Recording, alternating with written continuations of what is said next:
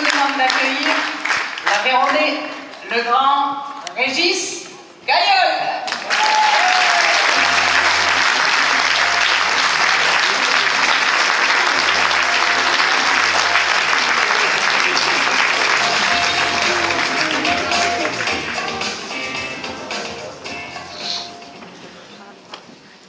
Bonsoir à tous, bonsoir à toutes.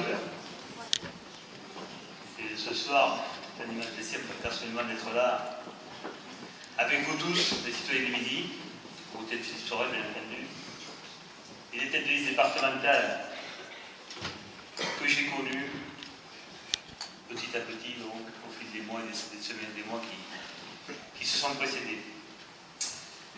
Je vais bien sûr rappeler les quelques candidats aveyronnais qui sont là. Il y a Léonie et Jean-Marc qui sont là.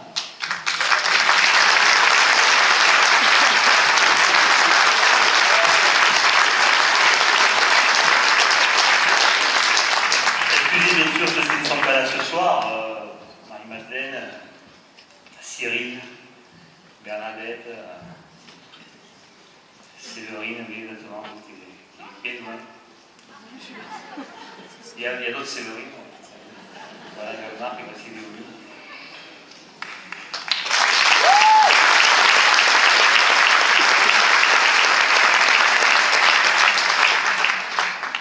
Donc moi je vais quand même revenir sur ce qui s'est passé ces derniers mois, parce qu'effectivement, que ce soit bien que nous ne connaissions pas, si je connaissais un peu Philippe Sorel, je connaissais très bien Georges Frêche à l'époque. Et effectivement, bon, cette idée de citoyen du Midi, moi qui étais dans un parti qui était le Parti Socialiste, là du Parti Socialiste, le très là du Parti Socialiste, moi qui suis quand même un homme de la terre, je suis agriculteur, je suis producteur des brebis dans la filière militaire de Roquefort, dans le sud d'Aveyron. J'en avais un petit peu, ouais, un peu ma claque, donc j'ai totalement et de suite adhéré au projet de Philippe Sorel qui m'a présenté.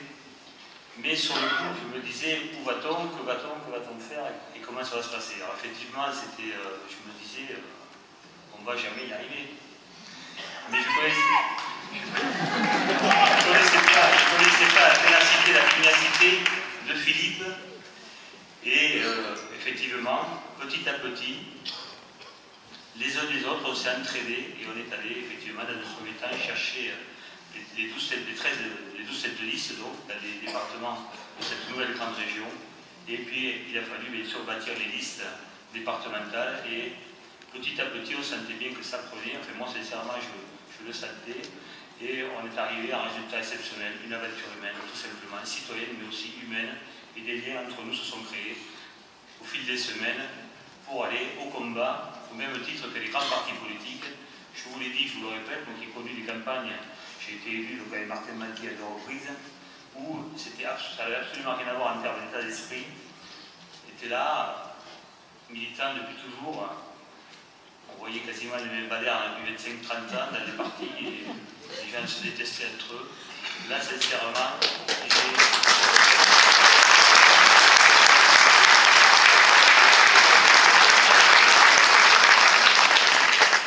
autre chose que j'ai découvert, et ces liens, bien sûr, ils se sont tissés et ils seront indélébiles, ils vont rester, je crois, pendant très très longtemps entre nous.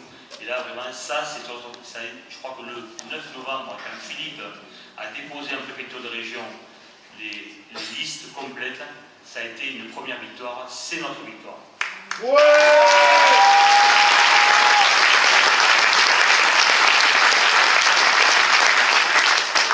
Bien entendu, je vais juste quelques mots sur l'Aveyron, parce que l'Aveyron, c'est quand même, c'est un très beau département, vous le savez, c'est d'abord le très grand département, très à droite, bon, peu importe. Hein.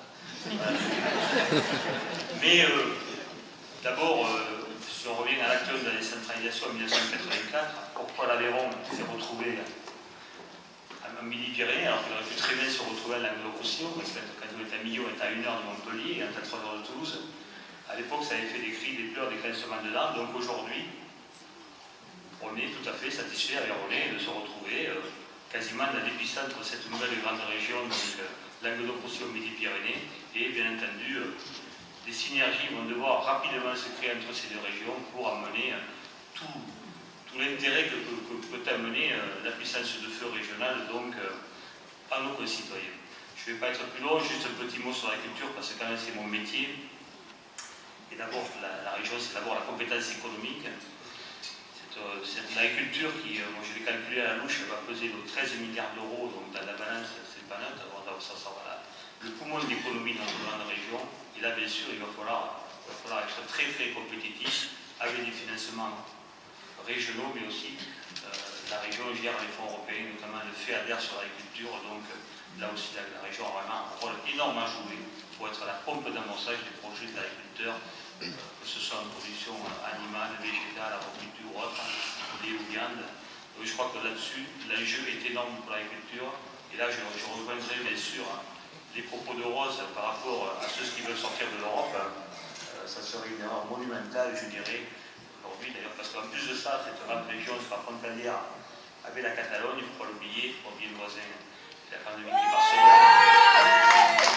Je crois qu'on a tout intérêt à être profondément européen ce soir aussi. Et moi, je terminerai par un petit mot, une touche personnelle. Ma grand-mère était née en Pologne. Elle a été donnée à l'âge de 4 ans à une famille avéronaise. Grand-mère maternelle, donc vous savez, pour dire qu'il y a la place pour tout le monde dans ce pays. La preuve, c'est que était venu travailler durement dans les mines au début du siècle, au début du XXe siècle, et voilà le résultat. Voilà, donc il y a la place pour tout le monde, j'appuie les propos qu'a dit Rose, et bien sûr, voter dimanche prochain, continuer et terminer cette campagne, ces 48 heures qui nous restent, et bien sûr, voter, restons sur nos valeurs citoyennes, qu'on a bien sûr bien entamées, et qu'on va pousser jusqu'au bout, jusqu'à vendredi soir, même voir samedi. Allez, bonne soirée à tous, merci.